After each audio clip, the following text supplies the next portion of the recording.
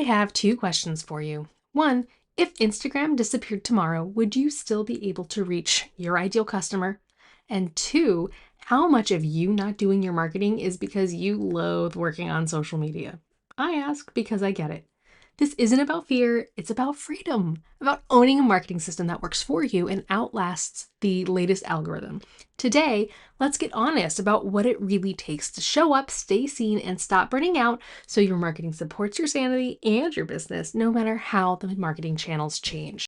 Hey, I'm Danny Henneberger, founder of Mise en Plan and your host here at the table. I help businesses big and small reposition their offers, rethink their strategy, and find clarity when the usual menu of marketing tactics just isn't cutting it anymore. So if you've been feeling the pressure to show up everywhere, or you're exhausted trying to stay visible on the platforms that just aren't giving back, you are not alone. In this episode, I'm breaking down why social media isn't dead, but it's definitely not everything, and honestly, it shouldn't be. How to think about visibility in a way that protects your energy and your business, and what a personalized, sustainable channel mix can actually look like. So let's start with the facts and the truth about social media right now. Organic reach on platforms like Instagram are down for most accounts. Engagement is down like 28% year over year. I'll put a link to some of the research notes down in the show notes. And the algorithm is changing faster than your coffee order.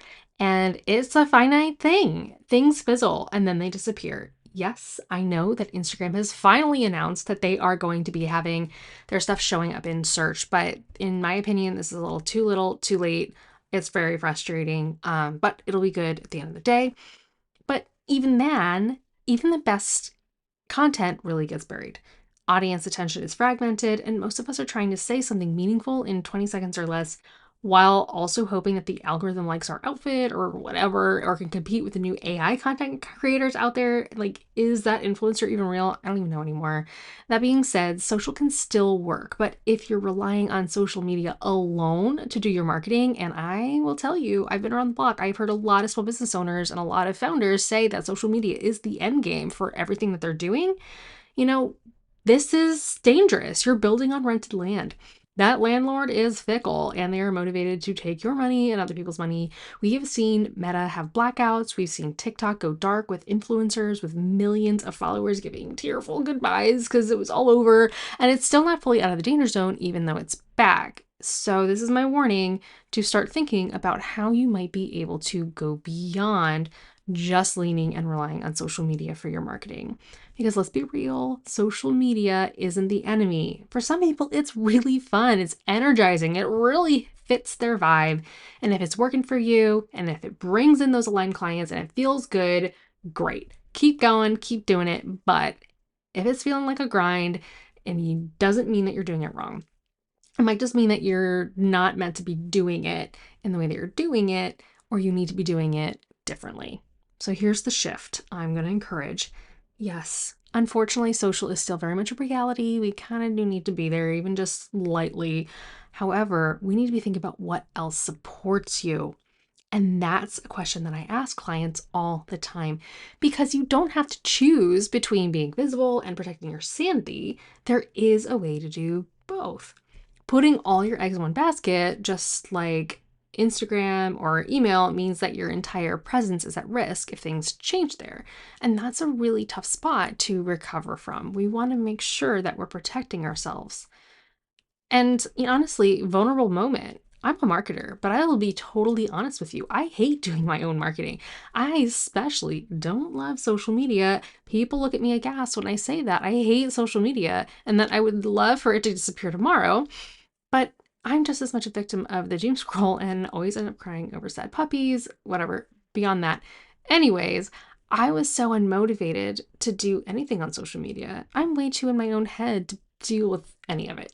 And honestly, even when I did go whole hog on it, the ROI of the time and the emotional effort just wasn't there versus my other marketing initiatives. So I wanted to start exploring other ways of getting out there. I had really big things to say, but social felt a little bit too limiting of a platform for me to be able to get those things out there.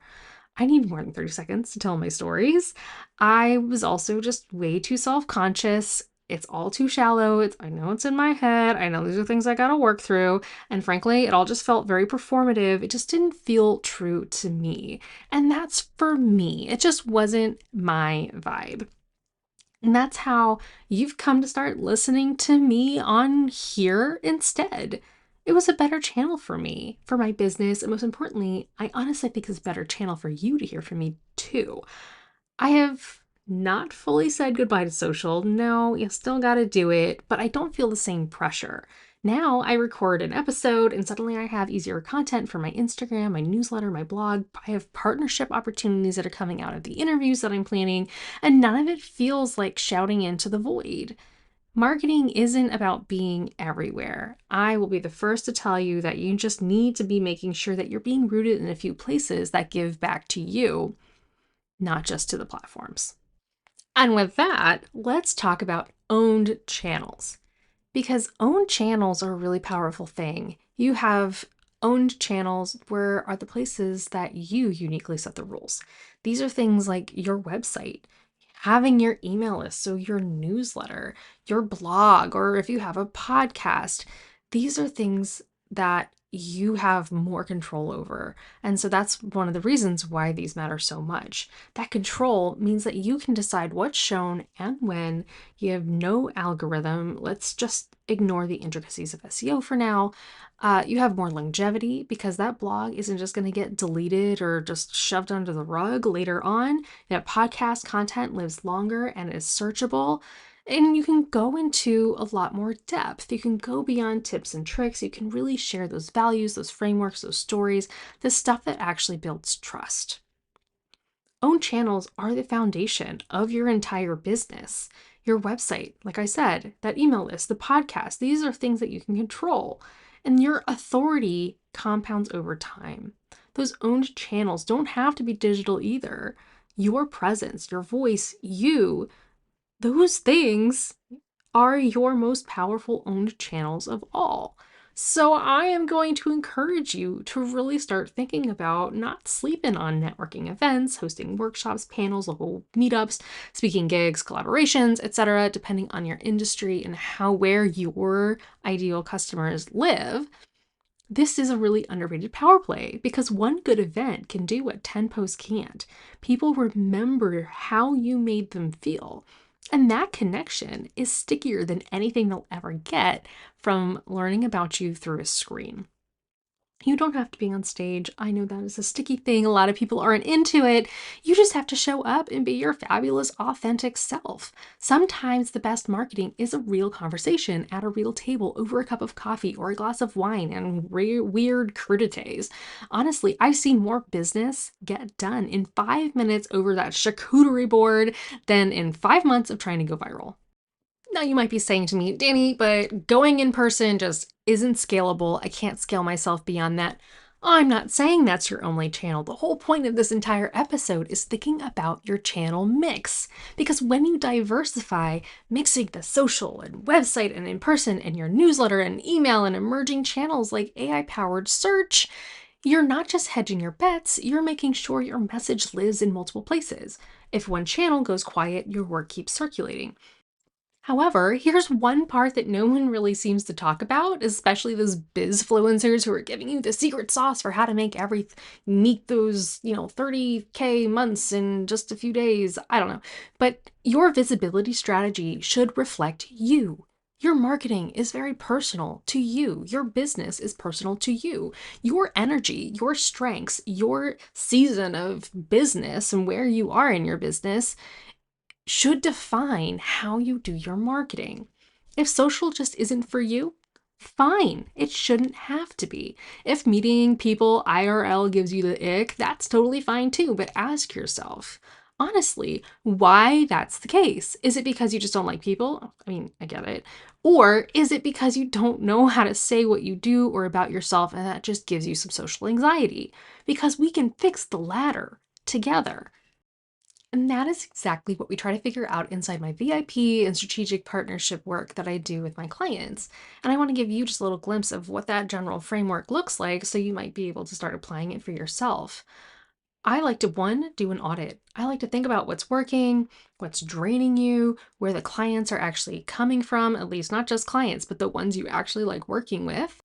Two, do an assessment to better understand your ideal customers, where they actually are getting their information from, what they expect to see, so that we can better figure out not only how to reach them, but how to get in front of them.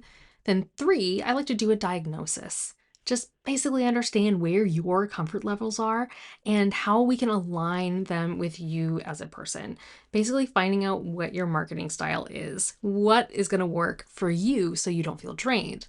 And then four, starting to experiment, choosing some new channels, whether those are owned or in person, to test in the next quarter or whenever. That way we can stretch ourselves and maybe feel a little uncomfortable, but growth never happens when you're comfortable. But you've got the support through it, which is me there as your rah-rah cheerleader, helping you make sure you got what you need.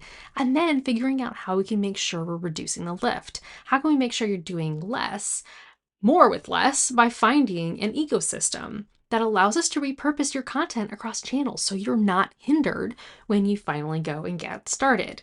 Because marketing should be supporting your business, it should not be running your life. I am going to scream that from the rooftops because I don't love hearing people say that they don't want to run their businesses anymore because they're so sick and tired of all the marketing. And usually when they say that, they mean social media, but we won't get into that now. What I will get into are the key things I really want you to take away from our conversation today. One, remember, you don't own your social platforms, but you can build a strategy that you own. Two, you don't have to be everywhere. The last thing I want is for you to burn out, but you do need to be places and be somewhere that's aligned and sustainable and actually helps you grow your biz. So that if Instagram changed tomorrow or Google launched something new, you're still findable and you're able to still communicate with the people who have already said that they want to hear from you. Most importantly, you're doing it your way. You're not burning out and chasing every next big thing.